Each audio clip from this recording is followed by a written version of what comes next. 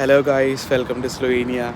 ഞാനൊന്നേ എനിക്കുണ്ടായൊരു എക്സ്പീരിയൻസ് പറയാൻ വേണ്ടിയിട്ടായിരുന്നു. അതായത് ഒരു ചെറിയൊരു ഹോസ്പിറ്റൽ കേസിനുണ്ടായൊരു എക്സ്പീരിയൻസ് എക്സ്പീരിയൻസ് പറ്റി പറയാൻ വേണ്ടിയിട്ടായിരുന്നു.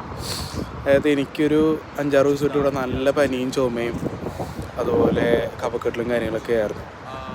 അപ്പോൾ അങ്ങനെ ഞാൻ വിചാരിച്ചു എന്തായിരുന്നു ക്ലിനിക്കിൽ പോയേക്കാം എന്നൊക്കെ വിചാരിച്ചു. ഞാൻ ഒന്ന് ഹോസ്പിറ്റലിൽ പോയി. എമർജൻസി ഡിപ്പാർട്ട്മെൻറ്റിലാണ് പോയത്. അപ്പോൾ അവിടെ നിന്ന് ഒരു TRP കാർഡൊക്കെ വാങ്ങിച്ചു. എടുത്തിട്ട് 2 മണിക്കൂർ കഴിഞ്ഞപ്പോൾ പറഞ്ഞു സ്റ്റുഡൻസിനായിട്ടൊരു ക്ലിനിക്ക് ഉണ്ട്, അങ്ങോട്ട് പോകാൻ പറഞ്ഞു. അത് ആ ഹോസ്പിറ്റലിൽ നിന്ന് ഒരു മെയിൻ ഹോസ്പിറ്റലിൽ നിന്നൊരു ഒരു 15 മിനിറ്റ്സ് എടുക്കും. അപ്പോൾ പിന്നെ അങ്ങോട്ട് പോയി കഴിഞ്ഞാൽ അവിടെയും ഒരു 2-3 മണിക്കൂർ കഴിഞ്ഞപ്പോൾ ഡോക്ടറെ കണ്ടു കഴിഞ്ഞിട്ടാണെങ്കിൽ ഡോക്ടർ ഈ കാരണം നമ്മുടെ ഡീറ്റെയിൽസ് എല്ലാം ചോദിച്ചു കഴിഞ്ഞിട്ട് ഡോക്ടർ വന്നൊരു ബ്ലഡ് ടെസ്റ്റ് നോക്കാമെന്ന് പറഞ്ഞു. അങ്ങനെ ബ്ലഡ് ടെസ്റ്റ് എല്ലാം കഴിഞ്ഞു. എൻ്റെ കയ്യിൽ ഇൻഷുറൻസ് ഉണ്ടായിരുന്നില്ല.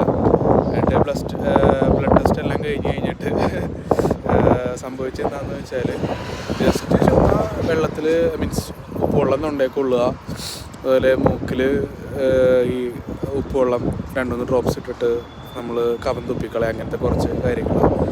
പക്ഷേ ഇത് ഫണ്ണി കാര്യങ്ങൾ എന്താണെന്ന് വെച്ചാൽ എന്താണെന്ന് വെച്ചാൽ മൊത്തം ഒരു ബ്ലഡ് ടെസ്റ്റിന് 26 യൂറോയും ഡോക്ടറുടെ കൺസൾട്ടേഷൻ എന്ന് പറഞ്ഞ് ഒരു 26 യൂറോ, അങ്ങനെ ഓൾമോസ്റ്റ് ലൈക്ക് ഒരു 70 യൂറോസ് അങ്ങനെ തന്നെ പൊട്ടി. മരുന്നാണെങ്കിൽ ഒന്നും കിട്ടിയില്ല.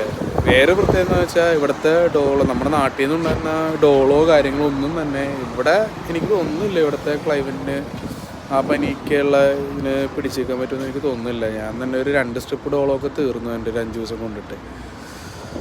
എന്താ പറയാനാ, ഇവിടുത്തെ ഫെസിലിറ്റി ഇങ്ങനെയൊക്കെയാണ്. അപ്പോൾ ആ ഒരു കാര്യങ്ങളൊന്ന് ഷെയർ ചെയ്യാമെന്ന് വെച്ചിട്ടായിരുന്നു. ഓക്കെ.